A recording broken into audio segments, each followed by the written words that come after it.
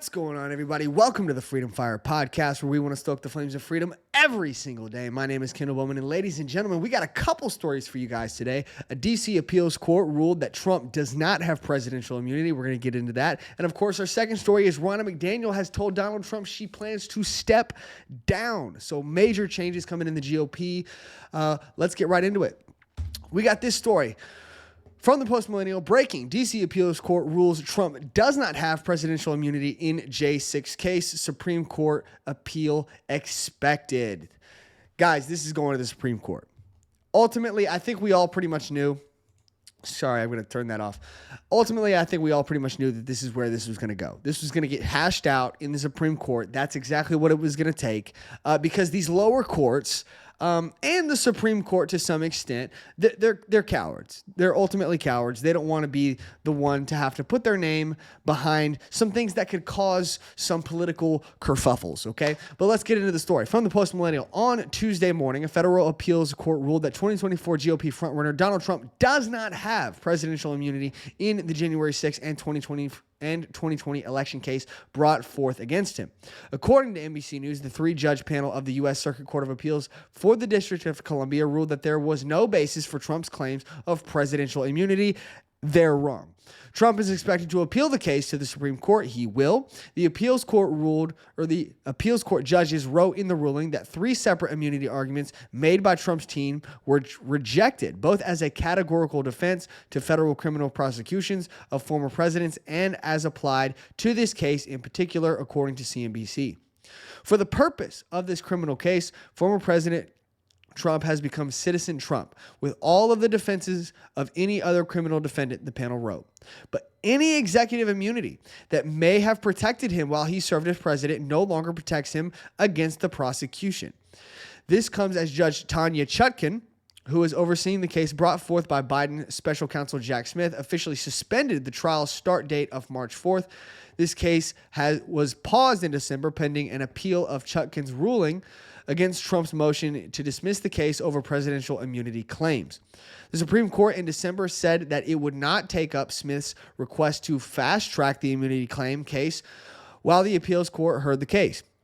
Leading up to the decision, Trump posted to Truth Social on Monday night, "If immunity is not granted to a president, every president that leaves office will be immediately indicted by the opposing party."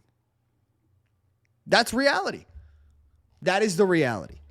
If a president does not have presidential immunity, then it's just going to be a firestorm of indictments every single time a president leaves office.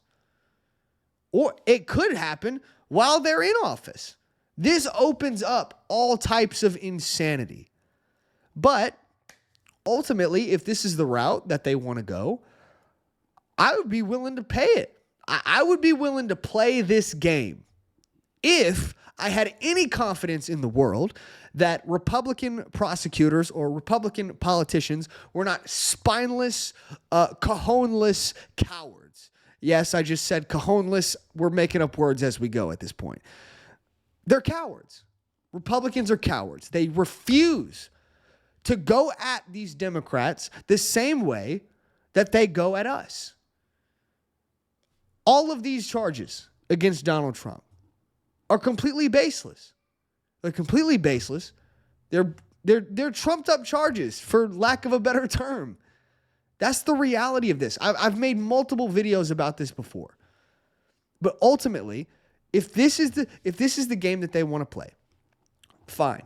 We should be having charges against Barack Obama for the murder of Abdul Rahman al-Awlaki. For those of you who don't know, Abdul Rahman al-Awlaki was an American citizen who was born in, I believe, Denver, Colorado. Somewhere in Colorado. I think it was Denver, though. Born in Colorado, American citizen, should have all of the rights that are afforded to American citizens. Barack Obama killed Anwar al-Awlaki's dad.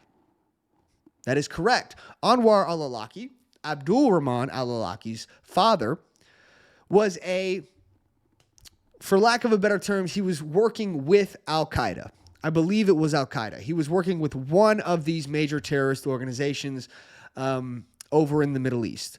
I believe he was still in the no. He was not still in the country when they killed him. But I believe that they had multiple opportunities to detain Anwar al-Awlaki before he left the country.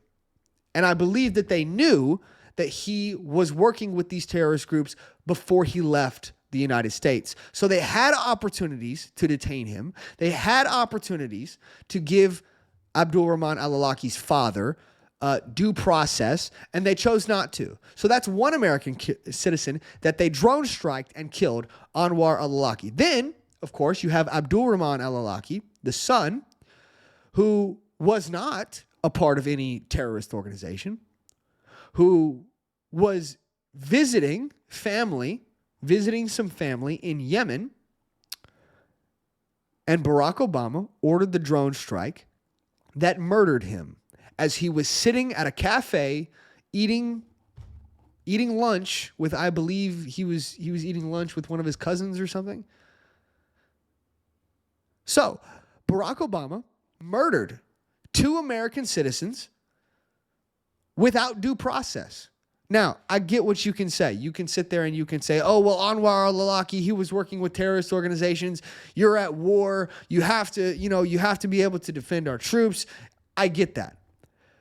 16-year-old Abdul Rahman al-Awlaki, though, there is no excuse. There is no excuse.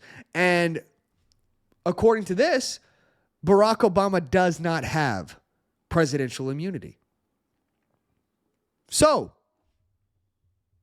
I believe at one point, Anwar al-Awlaki lived in Virginia. Hey, there's a Republican state. Sure, they got some Republican prosecutors up there who would love to make that happen. But ultimately, Republicans are cowards. And they refuse to go at these Democrats the same way that Democrats come at you. And Democrats go for your neck every time. I got to give it to Democrats, man. I think that Democrats are, not all Democrats. I think that Democrat politicians today, the things that they stand for, I think that they're evil. I think they are. Not everybody that votes Democrat is evil. I don't think that. But I think that the Democrat politicians, I think they are. I think they're 100% evil, and they will use tactics like this every single time just to hold on to power, ultimately. And there's a lot of Republicans like that too. So for anybody that's thinking I'm being, that I'm just defending the Republicans here, I'm not. I'll crap on Republicans all day. I got no issue with that. The whole uniparty is garbage, in my opinion, and needs to just be brought down in some way. But ultimately, there's a small little group in the Republican Party. You got people like Trump. You got people like the Freedom Caucus in the House and the Senate. And you got this small group of Republicans that actually give a crap about our country. These are the people. These are the people that I support. These are the people that I want to be trying to pursue things like getting charges against Barack Obama now that he doesn't have presidential. Hey, if you guys want to play this game, fine. Republicans should be playing that game right back. It's the biggest way to get them to stop. It's the only way. The only way you're going to get Democrats to finally stop with this garbage is if you meet force with force. And no, I'm not talking about physical force. I'm talking about political force. You got to go back at them, man. You got to take the punches that they're going to throw at you, and then you got to throw some back. And you got to connect. Those punches got to land, man. But the Republicans are cowards. That is the reality that we're running into today so often. Ultimately, the spineless uniparty Republicans that we have in Congress and the spineless uniparty Republicans that we've had as presidents in the past as well, they're the reason why we're in this situation. folding to the military-industrial complex, folding to the uniparty demands, folding to whatever donor is going to fill their pockets. They fold like wet napkins every time because in the words of a guy that I just heard recently talking about this exact subject, he said they're spineless jellybacks. And I thought that was quite a good description of Republicans today. Spineless jellybacks.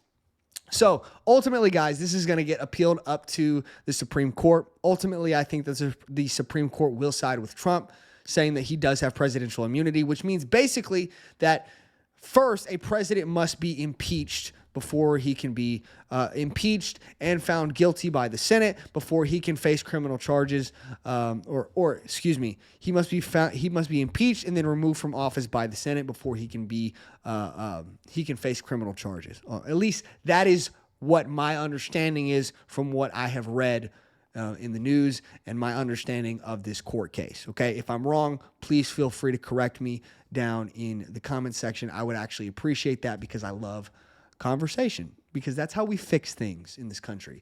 Is conversation, debate, things like that. Unless you're just going to scream and call me an idiot, which that I'm just not going to respond to you. That's pointless. But okay, it was not all bad today, guys. It was not all bad because ultimately we did get some good news. From the New York Post, RNC chairwoman Ronna McDaniel tells Trump she's resigning after the South Carolina primary. Guys, listen. This has been a long time coming. RNC chairwoman Ronna McDaniel is one of the worst women. Not even a woman, just one of the worst people in general that the Republican Party has ever put in a position of power. To give you an idea of just how bad this is, okay, the RNC started this year. They started this year with $8 million in the bank. $8 million. In the year 2023, they had, I want to say they had they raised like $85 million. I believe it's somewhere in that range. $85 million is what they were able to bring in from donations. At the start of this year, $8 million is what they had in the bank from donations.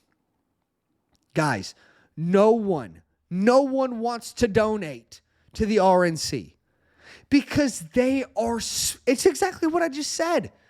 They're spineless. They're cowards. People like when I think of a person that I would want to give my hard-earned money to, because I don't get paid from YouTube. This is something that I do on the side. I work a blue-collar job, okay? Like 90% of Americans do in this country. I work a blue-collar job. When I think about a politician that I would want to give my hard-earned money to, I would want that politician to be someone who actually cares about the American people, who cares about the issues that I care about, and is willing to fight back and push back against the people who wish to do this country harm. But that's not the RNC right now, guys. That is not the Republican Party. Anyways, let's get into it, guys. Republican National Committee Chairwoman Ronna McDaniel has told former President Donald Trump that she will step down from her post later this month, soon after the South Carolina primary. Trump, 77, is expected to back North Carolina Republican Party Chairman Michael Whatley as McDaniel's replacement after the Palmetto State's February 24th primary, sources told the Associated Press Tuesday. The former president and GOP primary frontrunner hinted on Monday that McDaniel, 50, would vacate her position after the RNC reported decade-low fundraising numbers entering the presidential election year. I think she knows that. I think she understands that, Trump said during a Newsmax interview when asked whether McDaniel should resign after 3 consecutive election cycles of Republican underperformance. To say it lightly. once again, that is an extreme abuse of language. Republican underperformance is an extreme abuse of language. Okay? In the last three, excuse me. My goodness. I can't even get this out, man. This is just crazy. In the last three elections, Republicans have been so awful. So freaking awful. They have basically, all of the last three elections have been theirs to lose. Okay? The Republican Party, it's been theirs to lose over the last three elections. They have failed, utterly failed in all of them. All of them. They have failed to meet expectations. They're failing to meet donation records. Failing to get the donations that they need. They're awful. And it's exactly what I said earlier. They're spineless, they're cowards, and they stand for nothing. And what happens when you stand for nothing? You fall for everything. That's the Republican Party. And people like that don't exactly inspire confidence, especially not confidence that you'll give your money to. That's the reality. Let's continue. Trump also teased in a Truth Social post that he'll be making a decision the day after the South Carolina primary as to my recommendations for RNC growth, calling McDaniel a friend and praising her work in Michigan during his 2016 election victory over Hillary Clinton. Multiple outlets have reported that Trump met with McDaniel at his Mar-a-Lago estate on the day of the post. Trump's preference for Whatley to take the helm of the National Party stems from the North Carolina GOP chair's belief that mass voting fraud was perpetrated during the 2020 election and the former president's view that Whatley was instrumental in delivering North Carolina for him that same year, according to the New York Times. Whatley also serves as general counsel at the RNC and has backed efforts to develop new voting laws over fraud concerns. RNC rules require that an election for a new leader take place if McDaniel were to resign. Now, I do believe that there was just a Democrat. I forget what state. I could pull it up, guys. I could pull it up. Actually, I can't. Let me try. I believe there was a Democrat politician who was just recently put in jail because of fraud. So these claims that, they're put. Yes, here we are. From Scanner News, DOJ arrests New Jersey Democrat for mail-in ballot fraud. Baseless, huh? All those times they said it was baseless. You know, best election of our lifetime, most secure election in history. That's what they told you. They said voter fraud, it can't happen, is basically what they told you. And now here we are. But this isn't the point. This is a happy time. This is a happy moment. This is a win for the Republican Party because now they can finally get someone in who's going to use the donations correctly, who's going to back the correct politicians that the Republican Party is trying to put into office. And ultimately, I think we're going to start seeing a much more MAGA Republican Party. And for all the leftists, they're going to cry and they're going to scream, and I'm going to laugh, and I'm going to enjoy it. But I don't know. I don't know where we go from here. I think that this is the correct move. Ronna McDaniel was garbage in her position. She did not do a good job. She was terrible. And in terms of where the Republican Party is going, I'm very excited. Now, in terms of what the Supreme Court does with Trump's case, I think they're going to side with Trump. Ultimately, I really do. All right, that's the stories for today, guys. I'm going to leave it there. I'll have another video coming for you guys most likely on, tomorrow. I'll have another video coming for you guys tomorrow. Thank you guys so much for watching. Make sure you hit that like button, subscribe, leave a comment down in the comment section, and share the show with your friends. Follow me on all the socials down in the description and hit that notification bell so that you can be notified whenever we put out new videos. And I will see you guys in the next one. Bye, guys.